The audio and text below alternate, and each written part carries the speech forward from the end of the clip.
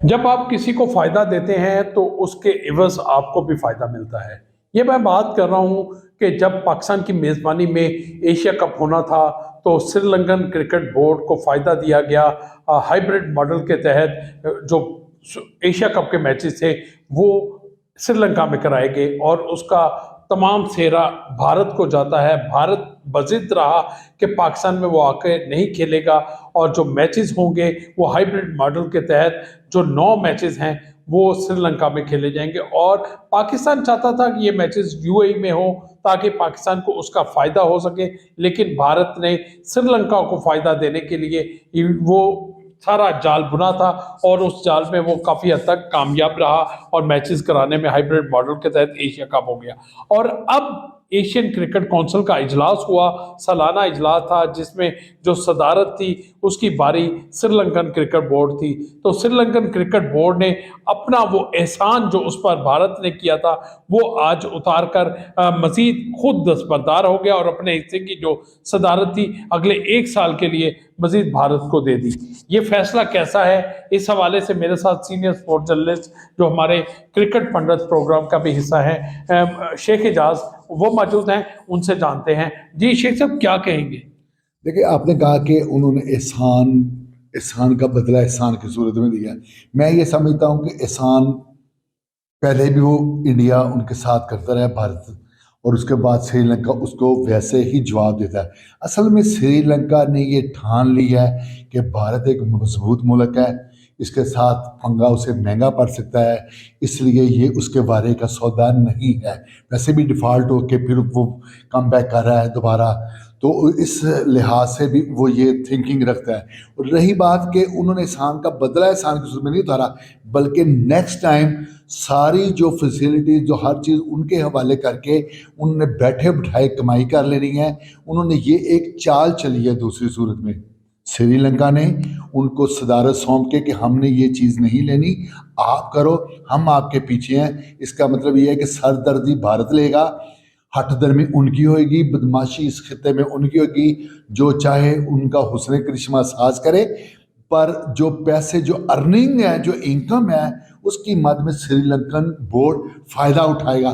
तो उसने घाटे का सौदा नहीं किया, ये तस्लीम किया कि आप बेहतर हो, आप कर लो, बजाय इसके हम आएँ और हमारे रास्ते में कोई रोड़े अटकाए, कभी अफगानिस्तान, कभी पाकिस्तान, कभी इंडिया खुद, या जो भी टीमें इसमें पार्टिसिपेट करें तो हमारे बारे में नहीं है तो आप कर लें। ये हुआ है असल में जो मैं सोचता हूँ। शेख साहब बात आपकी बहुत हद तक दुरुस्त है और आपने बिल्कुल सही उसका एनालाइज भी किया कि वजह क्या है। मुस्तकबिल के फ़ायदा लेने के लिए ये श्रीलंकन क्रिकेट बोर्ड ने एक और अपना भारत के हिस्से में वो डाल दी। एशियन क्रिकेट काउंसिल की जो सदारत है वो 1 साल मजीद अब भारत करेगा और 2025 में ये सदारत पाकिस्तान के हिस्से में आएगी। उस वक्त पाकिस्तान क्रिकेट बोर्ड का चेयरमैन कौन होगा ये कहना कबल अज़ वक्त है, इसलिए कि पाकिस्तान में अभी 6 फरवरी को चेयरमैन पीसीबी का इंतखाब होना है, लेकिन 8 फरवरी के जो मुल्क में इंतखाबात होने हैं उसके बाद हुकूमत बनती है। क्या वो चेयरमैन इसी को बरकरार रखती है? अगर रखती है तो मोहसिन नकवी ही 2025 में एशियन क्रिकेट काउंसिल के सदर होंगे। लेकिन उससे पहले भारत ने ये जो चाल चली है, अभी एशियन क्रिकेट काउंसिल का इजलास हुआ है, उसमें एशिया क्रिकेट के जो दीगर ममालिक हैं उसको कितना फ़ायदा होगा ये भारत के पास सदारत रहने से? देखिए, जो भी उनको ऑन करेगा ना, देखिए, भारत को स्वाय पाकिस्तान की टक्कर से किसी से कोई खौफ नहीं होता इस खिते में। किसी भी शोबे की बात ये कर बात ले, तो हकीकत है। किसी भी शोबे की बात कर ले, अफगानिस्तान उनके अंडर है, वो अपनी दोस्ती का जो म्यार है, चाहे वो सफारती महाज हो, गेम्स का शोबा हो, ट्रेड का शोबा हो, वो उनके साथ है। श्रीलंका ने खुद सब कुछ सौंप दिया है। और बांग्लादेश, उसका आप अपने हिस्टोरिकल अगर आप तफसीली जायज़ा लें, माजी में चले जाएं, तो उसका जवाब भी ढूंढने की ज़रूरत नहीं पड़ती, बल्कि सामने सारा वो मंजर ही आ जाता है जब पाकिस्तान के साथ जो कुछ इंडिया मतलब जो भारत था, के टक्कर का मुल्क है तो वो सिर्फ सिर्फ पाकिस्तान पाकिस्तान है। है। और पाकिस्तान ही उसको जवाब दे सकता जब है, लेकिन ये जो दीगर एसोसिएशन ममालिक हैं, बांग्लादेश हो गया, श्रीलंका हो गया, अफगानिस्तान हो गया, नेपाल हो गया, इसी तरह दूसरे जो कंट्रीज हैं एसोसिएट ममालिक हैं, वो भारत के जेर असर बहुत ज़्यादा है। वो वजह है ना कि वो टक्कर लेना ही नहीं चाहते। यहाँ तो जितनी भी उन्हें सियासी महाज पे जो पुष्टपनाही करते हैं, जो असरात मरतब होते हैं खिते में, बॉर्डर पार, बॉर्डर इन आउट, तो जब उनमें उनकी मुदाखलत होती है तो वो उनको सपोर्ट करते हैं, तो वो कैसे उनके रास्ते में आ सकते हैं। पाकिस्तान है, पाकिस्तान टक्कर लेगा, और पाकिस्तान के साथ जो अब हुआ है, हो सकता है नेक्स्ट टाइम ना हो, कोई नई चीज़, कोई ऐसी कोई चीज़ निकल आए, उस वक्त कोई माहौल कुछ हो, क्योंकि हर रोज़ एक नया दिन होता है, नई सोचें होती हैं, नई उमंगें होती हैं। ये एक अलहदा बात है कि इंडिया ने एक जो तैयार किया हुआ है पैटर्न, उस पर वो गामजन है, वो काम कर रहा है, और पाकिस्तान भी पीछे हटा नहीं है, घुटने नहीं टेके, और इंशाल्लाह ना ही वो टेकेगा।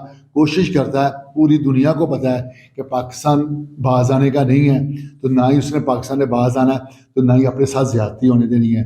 तो फ़ायदा जहाँ तक है, एसोसिएट ममालिक की सोच ये होती है कि छोटे मुल्क का लड़ाई करनी नहीं है, जो अर्न हो सकता है, जो अर्निंग हमारे आ सकती है, वो ले, लड़ने का फ़ायदा नहीं है। तो पाकिस्तान की ये सोच नहीं होती।